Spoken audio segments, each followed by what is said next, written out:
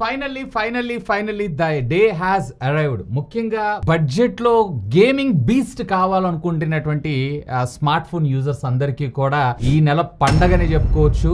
ఎందుకంటే after iPhone ప్రతి ఒక్క బ్రాండ్ కూడా వీళ్ళకి సంబంధించినటువంటి ఫ్లాగ్షిప్ స్మార్ట్ ఫోన్స్ ని మార్కెట్ లోకి తీసుకొని రావడానికి చాలా తొందరగానే ఉన్నాయని చెప్పొచ్చు. రీసెంట్ గా క్వాల్కమ్ వీళ్ళకి సంబంధించినటువంటి next generation flagship smart phone అదేనండి క్వాల్కమ్ స్నాప్డ్రాగన్ 8 ఎలైట్ జెన్ 5 చిప్ సెట్ అయితే అఫీషియల్ గా అనౌన్స్ చేశారు కదా. 3 నానోమీటర్ టెక్నాలజీ మీద డిజైన్ చేసినటువంటి ఆక్టాకోర్ ప్రాసెసర్ ఇది. ఈసారి కంటెంట్ క్రియేటర్స్ కావచ్చు లేదా గేమింగ్ లో రే ట్రేసింగ్ బాగా స్మూత్ ఎఫెక్ట్ కావాలి, ఆల్మోస్ట్ ఆల్ ఒక గేమింగ్ కన్సోల్ లెవెల్ అవుట్పుట్ మీరు స్మార్ట్ ఫోన్స్ లో పొందొచ్చు. ఆ విధంగా ఈ చిప్ సెట్ ని డిజైన్ చేశారు. ఇంకా పూర్తి డీటెయిల్స్ కావాలంటే దీనికి సంబంధించినటువంటి డీటెయిల్ వీడియో చేస్తాను, చూడకపోతే ఇక్కడ కార్డ్స్ లో వదిలేస్తాను. Have a look on that. So craziest smartphones launch అవబోతున్నాయి. దీంట్లో ముఖ్యంగా ఆల్రెడీ OnePlus 15 కి సంబంధించినటువంటి కొన్ని రెండర్ ఇమేజెస్ స్పెక్స్ అన్ని కూడా లీక్ అయిపోయినాయి. దీనికి సంబంధించి కూడా ఆల్రెడీ నేను వీడియో చేశాను, చూడకపోతే కార్డ్స్ లో ఇస్తాను. Have a look on that. But ఇది కొంచెం 70-75 రూపాయల బడ్జెట్ సెగ్మెంట్ లో లాంచ్ అయ్యేటువంటి అవకాశం ఉంది. బట్ గేమర్స్ ప్యారడైజ్ అలాగే గేమర్స్ కి మోస్ట్ ఫేవరెట్ స్మార్ట్ ఫోన్ అయినటువంటి ఐకు కూడా వీళ్ళకి సంబంధించినటువంటి ఐకు 15 మొబైల్ ఫోన్ అయితే అనౌన్స్ చేయబోతున్నారు. అదేంటన్నా ఐకు 13 నుంచి డైరెక్ట్ గా 14 స్కిప్ చేశారనంటే చైనీస్ కి కొన్ని సెంటిమెంట్స్ ఉంటాయి. సో అలాగే ఈసారి ఈ 14 కూడా స్కిప్ చేయబోతున్నారు. సేమ్ OnePlus కూడా ఇదే పని అయితే చేసింది. సో ఐకు 15 అయితే రాబోతుంది. దీనికి సంబంధించినటువంటి పూర్తి డీటెయిల్స్ ఈ వీడియోలో అయితే చూసేద్దాం. క్రేజియస్ట్ ఫీచర్స్ ని ఇందులో మనకు తీసుకొని రాబోతున్నారు. సో ఫస్ట్ ఆఫ్ ఆల్ మనము డిజైన్ అండ్ బిల్డ్ గురించి మనం మాట్లాడుకుందాం. సో డిజైన్ మీకు చూడటానికి ఆల్మోస్ట్ ఆల్ మీకు ఐకు 13 కి సంబంధించినటువంటి డిజైన్ ఏ విధంగా అయితే ఉందో సేమ్ అదే విధంగా మనకు రావడం అయితే జరుగుతుంది. పెద్ద డిఫరెన్స్ అయితే లేదు. అండ్ ప్రీమియం బిల్డ్ తోటి మనకు రాబోతుంది. మెటీరియల్ ఏం వాడుతున్నారు ఏంటి అనే ఇన్ఫర్మేషన్ అయితే లేదు. కానీ ఈసారి టఫెస్ట్ మెటీరియల్ ని యూజ్ చేయబోతున్నారు అని చెప్పి ఒక రూమర్ న్యూస్ అయితే వస్తుంది, ఎక్కడ కాంప్రమైజ్ అవ్వకుండా. అండ్ IP68-69 రేటింగ్ తో పాటు ఫ్రంట్ అలాగే బ్యాక్ రెండిటిల్లో కూడా మనకి కార్నింగ్ గొరిల్లా విక్టర్స్ 3rd జనరేషన్ కి సంబంధించినటువంటి ప్రొటెక్షన్ ని ప్రొవైడ్ చేస్తూ ఈవెన్ గ్లాస్ మీద కూడా అంటే ఫ్రంట్ డిస్ప్లే మీద కూడా వీళ్ళు కూడా మనకి యాంటీ రిఫ్లెక్షన్ కోటింగ్ అయితే తీసుకొని రాబోతున్నారంట.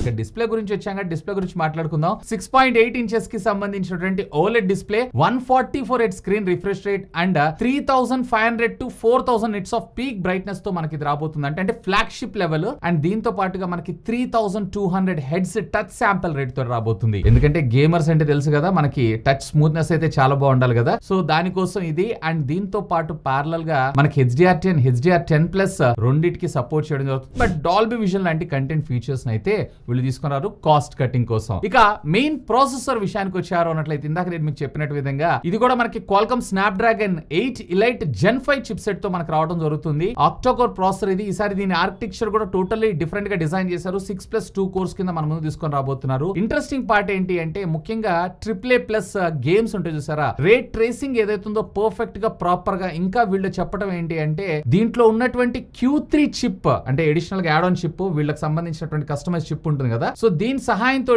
మీరు మరింత best touch response, even vivid colours గానీ ఈవెన్ ఫ్రేమ్స్ కూడా వీళ్ళు అడిషనల్ గా యాడ్ చేసి గేమింగ్ కన్సోల్ లెవెల్ ఏదైతే స్నాప్డ్రాగన్ ప్రామిస్ చేసిందో ఆ కైండ్ ఆఫ్ అవుట్పుట్ ని మీ ముందు తీసుకొచ్చేటువంటి అవకాశం ఉందంట. ఇదైతే నాకు చాలా క్రేజీ అనిపించింది. అంటే క్వాల్కమ్ స్నాప్డ్రాగన్ 8 ఎలైట్ 5 ఏదైతే ఉందో జెన్ 5 ఏదైతే ఉందో అదే పెర్ఫార్మెన్స్ లో బీస్ట్. అంటే దీంతో పాటు Q3 చిప్ కూడా మిక్స్ అయింది అంటే గనక అల్టిమేట్ అవుట్పుట్ మనకు రాబోతుంది. అండ్ LPDDR5X అల్ట్రా కి సంబంధించినటువంటి ర్యామ్ అండ్ UFS 4.1 ని మన ముందు తీసుకొని రాబోతున్నారంట. అండ్ ఈసారి దీంట్లో కూడా వీళ్ళు 512GB max variant and 12+256GB and 12+512GB ఈ వేరియంట్స్ లోనే మనం చూసేటువంటి అవకాశం అయితే ఉంది. ఇక కెమెరా డిపార్ట్మెంట్ విషయానికి వచ్చారు అన్నట్లయితే గనక 50 మెగాపిక్సెల్ కెమెరా సెన్సార్ తోటి అయితే రాబోతున్నారు. సో యాజ్ యూజువల్ గా మనకి రెగ్యులర్ గా సోనీ లెన్స్ లో యూజ్ చేసేటువంటి అవకాశం ఉంది. బట్ ఇంట్రెస్టింగ్ గా ఈసారి వీళ్ళు పెరిస్కోపిక్ కి సంబంధించినటువంటి అదేనండి టెలిఫోటో లెన్స్ ఉంది చూసారా, దీనికి సంబంధించినటువంటి శాంపిల్స్ కూడా వీళ్ళు నిన్న రివీల్ చేయడం అయితే జరిగింది. ఈవెన్ 100x జూమ్ లో కూడా డీటెయిలింగ్ ఏదైతే ఉందో ఫెంటాస్టిక్ అనిపించింది. ఈవెన్ ఫ్రంట్ కూడా ఈసారి వీళ్ళు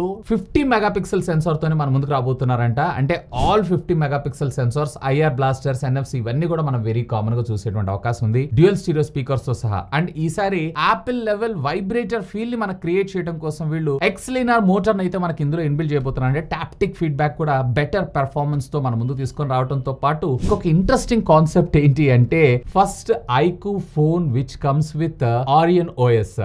ఎస్ ఇప్పటిదాకా మనకు ఫన్ టచ్ ఓఎస్ మిగతా అంతా బానే ఉంటుంది కానీ ఫ్లాగ్షిప్ లెవెల్లో వివోలో కూడా మీకు X200 200 Pro లక్ష దాకా కూడా కొనొచ్చు. బట్ ఆ ఆపరేటింగ్ సిస్టమ్ వచ్చేటప్పటికి కొంచెం మనకి ల్యాగ్ అవ్వటం, ఒక ల్యాక్ ఆఫ్ కొన్ని ఫీచర్స్ అనేవి తగ్గుతూ ఉంటాయి. సో వాటన్నిటిని రీప్లేస్ చేస్తూ ఇప్పుడు మనకి Oryon OS 6 తోటి మనకి ఈ స్మార్ట్ ఫోన్ అయితే రాబోతుంది. ఇక పైన మనకి ఫన్ టచ్ అయితే ఉండబోట్లేదు. ఆల్రెడీ మొన్న September 29th నుంచి దీనికి సంబంధించినటువంటి ఫస్ట్ లుక్స్ కూడా వీళ్ళైతే రివీల్ చేయడం జరుగుతుంది. అండ్ నిపుణ్ మానియా కూడా ట్వీట్ చేశారు, iQOO will be the first phone మన ఇండియాలో మనకు Oryon OS 6 తోటి రాబోతుంది. అంటే Android 16 out of the box మనకు రావడం జరుగుతుంది. మరొక 3 లేదా 4 years of major operating system updates, అలాగే 5 లేదా 6 ఇయర్స్ ఆఫ్ సెక్యూరిటీ ప్యాచెస్ ను మనం ఇందులో చూసేటువంటి అవకాశం అయితే ఉంది. ఇక ఇవే కాకుండా మనకి 7000 mAh of the battery, 100 watts of fast charging technology కూడా మనకి ఇది సపోర్ట్ చేయనుంది. సో బ్యాటరీ బ్యాకప్ గురించి కూడా మనము డీటెయిల్ గా తెలుసుకుందాం ఫోన్ లాంచ్ అయిన తర్వాత. అండ్ దీంతో పాటుగా మనకి కలర్స్ ఈసారి వీళ్ళు BMW తో కొలాబరేషన్ తో అయితే ఒకటైతే తీసుకొస్తారు. సో దాంతో పాటు ప్యారలల్ గా వీళ్ళకి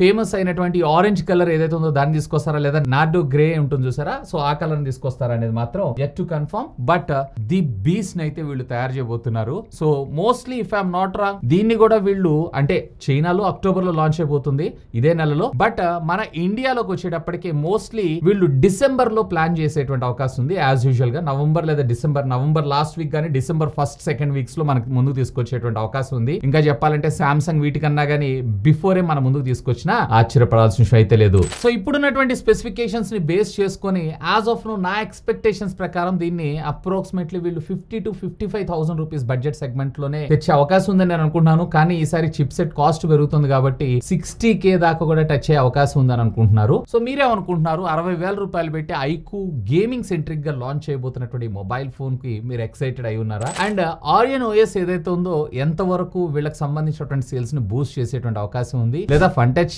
లేదా Oryon OS నాకేం పెద్ద ఫరక్ పడదని అంటారా? లెట్ మీ నో ఖచ్చితంగా కిందనటువంటి కామెంట్ సెక్షన్ లో కామెంట్ చేయండి. ఇంకా మీకు ఏమైనా డౌట్స్ ఉంటే లెట్ మీ నో ఖచ్చితంగా కామెంట్ చేయండి. సాధ్యమైనంత వాటిని కూడా రిప్లై ఇస్తాను. That's all for today. This is Vasu signing off. Have a great day.